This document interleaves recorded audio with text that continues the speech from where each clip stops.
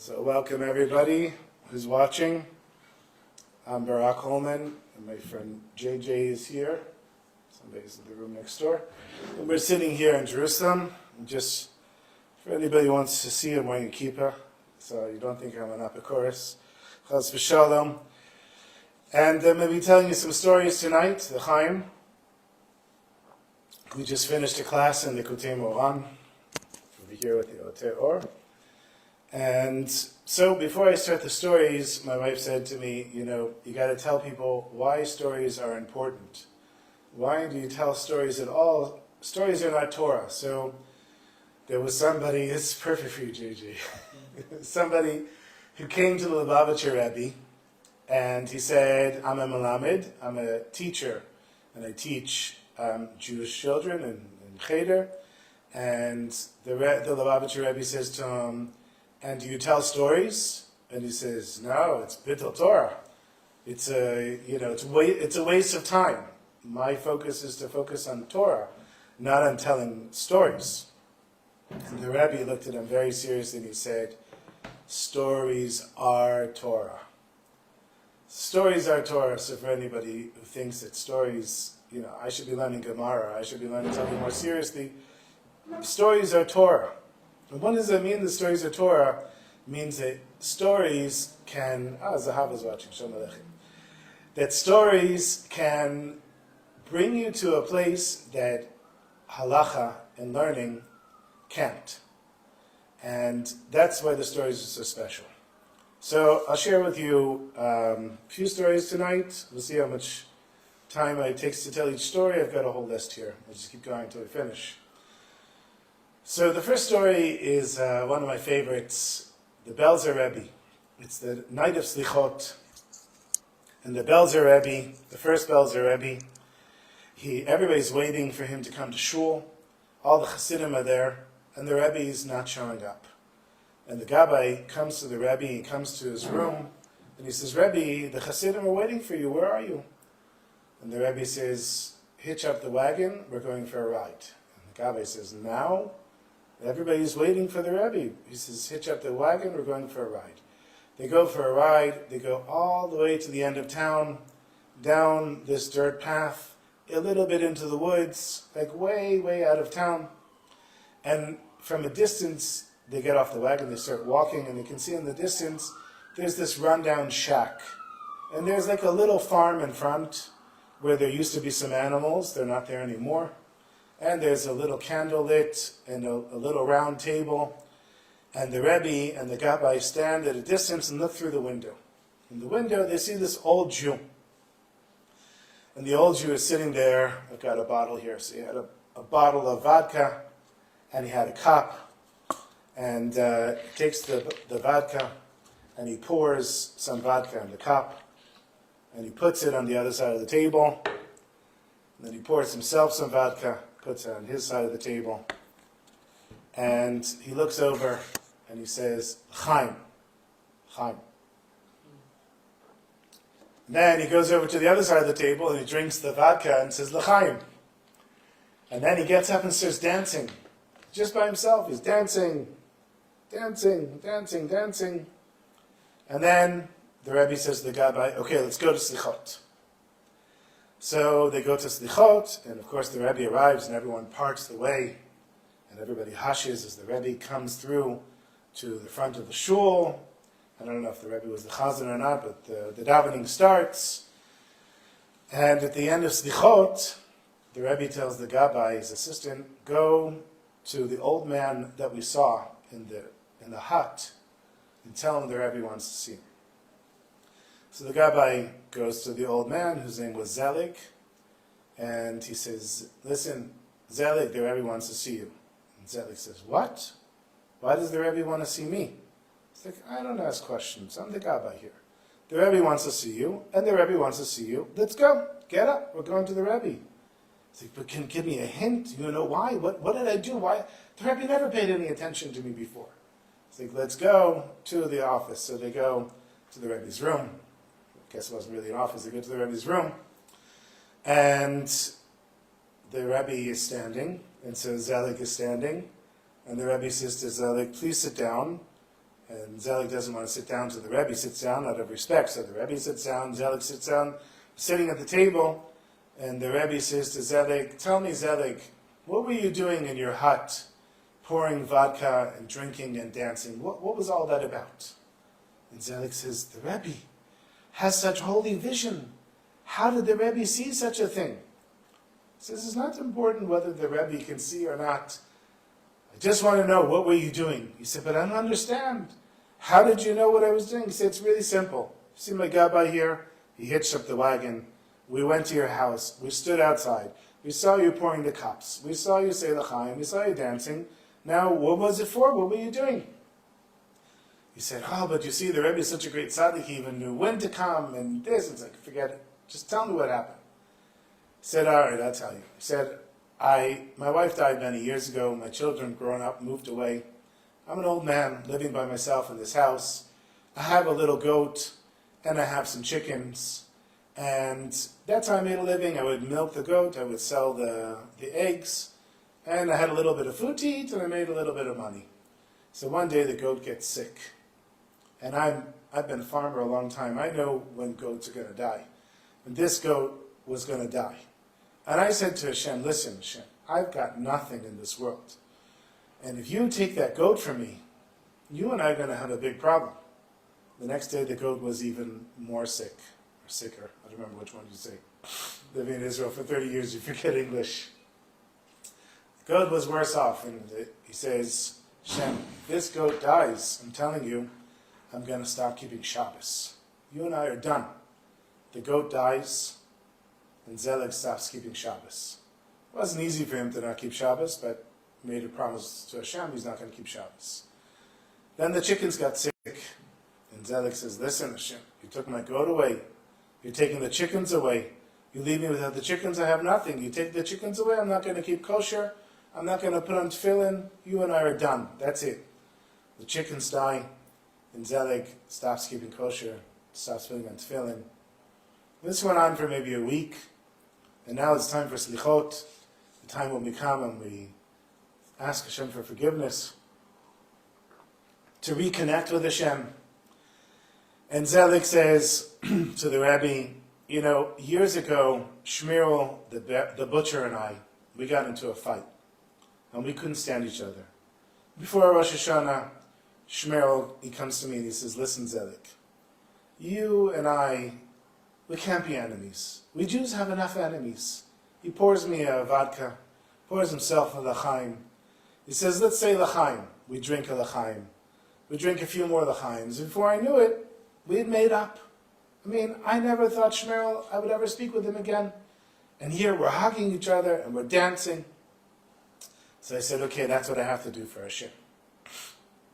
Hashem and I, we're enemies now. And how long can you stay enemies with Hashem?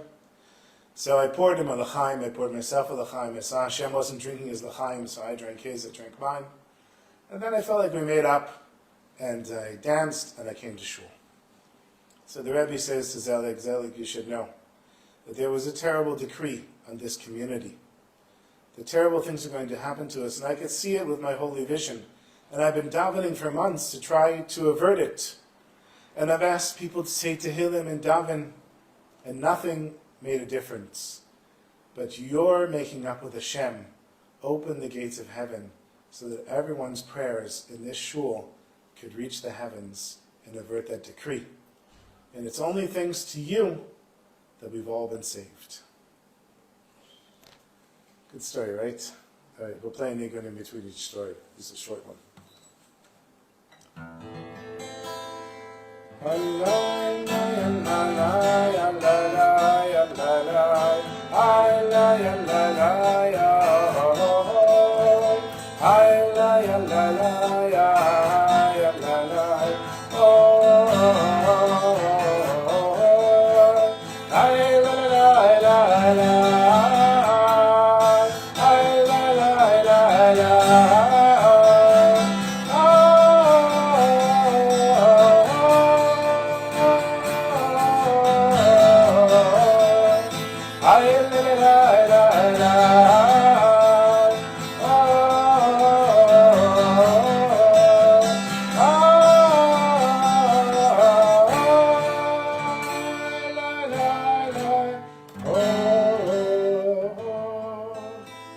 Okay, so another story by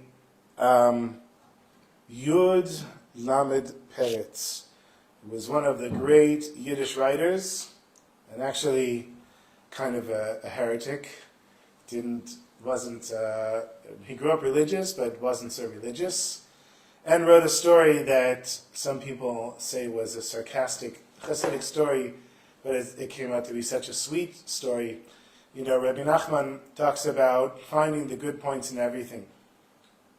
We were just learning tonight, we were learning from lesson 64 in the Kuteim and Torah 64, Samech Daled, that even in apikorsut and even in heretical thoughts, you can find kedusha, you can find holiness. So whether the story was meant to be an inspirational story or not, that's how I found it, and that's how I tell it.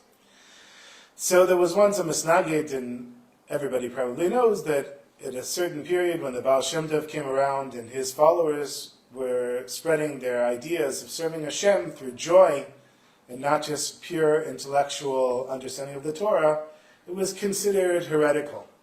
And there was a big clash between the Chassidim and the Misnagdim. The Misnagdim, who gave themselves the title Misnagdim, which means opposers, were very opposed to the Chassidim. And one day, there's a Misnagid that comes to the court. That's what they would call the Chatzer, is what they call it in Hebrew, the court of a Rebbe, like where the Rebbe was and where his Chassidim were, and his house and Shiva. And he came to the court of the Nimanova Rebbe, which is in Ukraine. And it's the time of Slichot, and it's already after the first night, so it's the second day of saying Slichot. And the Rebbe's not there. And the Misnagid is asking questions. He says, where is your Rebbe? And the Chassidim say, oh, our Rebbe, in the time of Slichot, of Slichas, our Rebbe is in heaven. He goes to heaven, straight to heaven. That's where our Rebbe is.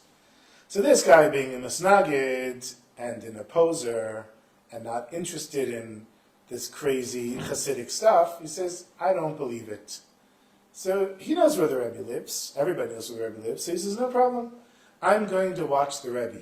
From the moment the Rebbe leaves his house, and in some versions of the story, he sleeps under the bed. Whether he slept under the bed or not, he watches the Rebbe. In the morning, the Rebbe gets up. Instead of putting on his Rebbe clothes, he puts on a lumberjack's, like a peasant's outfit. Big leather boots, and like rough clothes, and takes an axe and some rope and puts on a hat and walks out of his house. And the Misnagid follows at a distance, and he sees the Rebbe going into the woods, chopping some dead wood, putting it into a pile, wrapping it up with the rope, throwing it over his shoulder, and heading back into town. And he goes to the town of an old Jewish woman. Now, this time of year, here in Jerusalem, Baruch Hashem, the summer is finally over, the summer heat waves. Finally over, for me at least, I like to sweat, so I'm not sweating now. But in Ukraine, it's getting really cold. And this time of year, it can be almost snowing, sometimes, some years. And so this woman was in her house, this old woman, sitting in a bed, laying in a bed, and she's freezing, because she doesn't have any money. And the Rebbe comes and knocks on the door. Here's my sound effects without knocking over the phone. The Rebbe comes and knocks on the door. And the old woman says, "Who is it?" And he says, "It's Vlad." And she says, "Vlad, what are you doing here?" He says, "I came, I brought wood for you." She said, "No, didn't I tell you last time I don't have any money, I can't afford your wood?" "Sir, don't worry about that, you'll pay me back another time." She said, "Vlad, get out of here, I don't want you coming in here." He says, "I'm coming in." He pushes the door open. She's an old lady, she can't get out of bed. She says, "Vlad, what are you doing? I told you I can't afford your wood." He says, it's cold in here, and you need a fire." He takes the wood, he puts it in the fireplace, he lights a fire, and she says to him, "Vlad, what am I going to do? I already owe you money, I can't pay you." Vlad says to her, "You're a Jew, right?" She says, "Yeah." He said, "Don't you have a God?" She said, "Yeah." He said, "So pray to your God that he'll send you the money. That's all you have to do. Pray to your God to ask for the money. And then you can pay me when you have it. And you don't have to wait for me. You can give it to, what do you call it, tzedakah? You give it to tzedakah whenever you have the money." She says, "Okay, Vlad, okay." And he goes and he stokes the fire. When the fire is really hot, she hadn't been able to sleep for weeks because she was so cold. She falls asleep, covers her with the blanket. Then he takes out this little book of slichot. He starts davening next to the fireplace. The whole time, the misnagid is watching this from a distance. And it makes such a deep impression on the misnagid that he becomes a Chassid of the Nimanova Rebbe. And the next year, Slichas comes, and somebody says to the Chassidim, "Where's our Rebbe?" "Oh, our Rebbe's in heaven." And this Misnagid, who's now one of the Chassidim, he says, "Our Rebbe's in heaven? You think our Rebbe's in heaven? Our Rebbe is in a place even higher than heaven, if not higher than heaven." That's how high the Rebbe went. Because the Alexander Rebbe was once asked, if the Baal Shem Tov said that we can learn something good from everything that we see in the world, what can you learn good from an atheist? Because in those days, that was the beginning of people, the Enlightenment and the Emancipation. These were the big revolutionary moments in Jewish history, and that's when people began being atheists. Before that, everybody believed in God. Everyone was religious. So they said to the Alexander Rebbe, what can you learn from an atheist? He said, "I can learn one good thing from an atheist. When an atheist sees something is wrong, he doesn't ask Hashem to help. He goes and he takes care of it himself." He said, we can learn that as well. We ask Hashem to help, but then we behave like an atheist and go take care of it ourselves. And that was what the Rebbe saw. The Nimanova Rebbe, he saw that this woman needed help, and he went and he took care of it himself. So I'm watching the time here. We have like another 10 minutes, and I want to play a nigun at the end, so I'll just continue with a few more stories. This is a really important story. For anybody who's watching, listen to the story, and Be'ezrat Hashem, if you need to go back and listen to it again, you can listen, by the way, to my stories on the Hasidic Story Project. If you just go to anywhere you listen to podcasts and type in Hasidic Story or my name, Barak Hullman, you'll see it shows up number one. It's like the number one, I don't know how many Hasidic Story podcasts there are out there, but it's the number one Hasidic Story podcast. So you'll find some of these stories on the podcast. So Rabbi Eger, who was a grandson of Rabbi Akiva Eger, who was one of the big Misnagid rabbis, one of the big Litvak rabbis in Eastern Europe, he decided to become a Chassid of the Kotzker Rebbe. Kotzk was a very strange Chassidic group. The Kotzker demanded truth from his Chassidim. To always be probing yourself and always be asking yourself, am I doing this in the most honest, sincere way? That was the Katz way. And the Katzker Chassidim were also a little harsh. So it's the night of Yom Kippur. Davening is over, and a lot of the Chassidim are just sleeping on the benches in the shul. And Lebele, who was a young boy, a teenager, he's also sleeping on a bench. And he hears two guys say to one another, "Hey, Beryl, go get the wine. We got to make kiddush." And his friend Chaim, he says, "What do you mean we got to make kiddush?" He says, "It's Yom Tov, right?" He says, "Yeah, but it's Yom Kippur." He says, "It's Yom Tov. We have to make kiddush on Yom Tov." He's like, "Oh, right. We got to make kiddush on Yom Tov." So he goes and gets a bottle of wine. He brings a kiddush cup, and he pours the wine for his friend. And Lebele, he wakes up. He hears what's going on. And he says, "What's going on here?" And the two guys, they say, "We're making kiddush. It's Yom Tov." He says, "You can't make kiddush. It's Yom Kippur. You can't eat or drink on Yom Kippur." They said, "Oh, really?" Says, "Who?" He says, "What do you mean? Everybody knows that." He's like, "Everybody knows that. Come on, let's go." So Vimanan, he's about to start making kiddush. Lebele says, "Wait, stop!" So Beryl says, "What? What now?" He says, you can't drink, you can't make kiddush. Why not?" "Because it says so in the Torah." He says, "Oh, it says so in the Torah. Very nice." So Vimanan, he's like, "Stop! You can't make kiddush." "What now? You're really bothering us, kid. You can't make kiddush. Why can't you make kiddush?" "It says so in the Shulchan Aruch. It says so in the book of law and halacha." I'm like, "Oh, very nice. It says so in the Shulchan Aruch. It's Yom Tov, we're making kiddush, let's go." So Vimanan, like, "Stop! You can't make kiddush." "I'm not making kiddush on Yom Kippur, I just need to drink." Why can't we make kiddush? No, stop bothering us already. "Who says so?" So Lebele says, "Hashem says so." They said, "Oh, if Hashem says so, let's down the kiddush cup. Then we won't make kiddush on Yom Kippur." He said, "You see, it's not enough that everybody knows. It's not enough that the Torah says so. It's not enough that it's written in the Shulchan Aruch. You have to know that the mitzvot that we're doing is because Hashem said so. And to always remember that."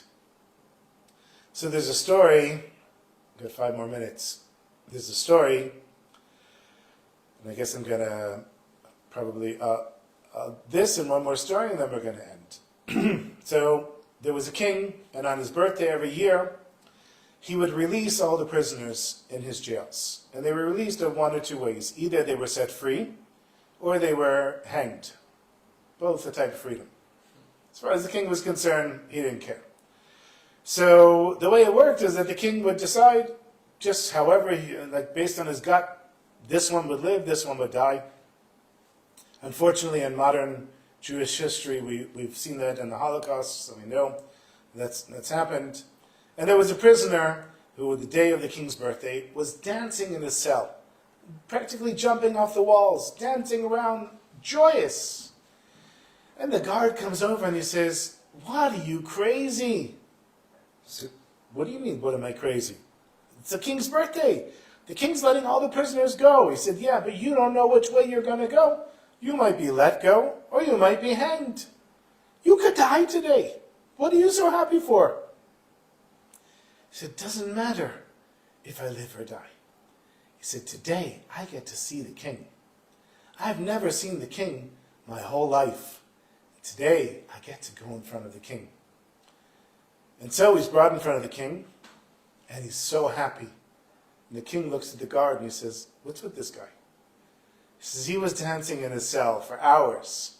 And I asked him, 'Why are you so happy?' And he said, 'Because today I get to see the king.' He said, 'If that's the case, let him go free.'" We come into Rosh Hashanah Yom Kippur. We say the prayers. They're the days of awe. But remember that Avinu Malkeinu, when we say Avinu Malkeinu, the king is our father. And our father wants us to rejoice. And our father wants us to be connected to him. So the last story before I play a nigun, checking the time here. Can't even see. Can't see with these glasses, can't see without them. Over there. So what is it, 925? Reb Levi Yitzhak Berdichev. We'll finish with this. So the great Reb Levi Yitzhak Berdichev, who was so well known for finding the good in everything and everyone.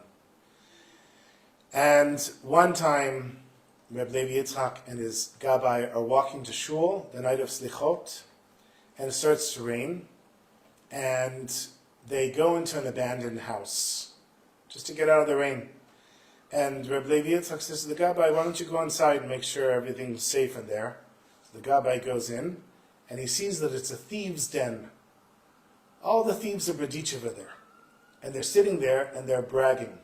The first thief says, you know that theft for 5,000 rubles? That was me. I did that. Another one says, oh, you did that. You know that theft for 25,000 rubles? That was me. I did that. Another thief says, yeah, you know the guy that was murdered? I murdered him.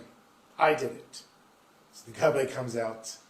He says, Rebbe, I don't think this is the place for us. You should hear what these guys are saying. This one says he stole 5,000. This one stole 25,000. This one, I can't even believe I heard it. He said he admitted to murder. Reb Levi Yitzhak Berdichev, he raises his hands to the heavens. He says, Ribono Shel Olam, Master of the universe. The thieves of Berdichev are admitting all their transgressions, and I haven't even gotten to saying Slichot yet. Always finding the good in everyone and everything. So thank you for listening, my sweetest friends. You can listen to more stories. Just look for Hasidic Story podcast. And we'll play a little nigun to finish off with.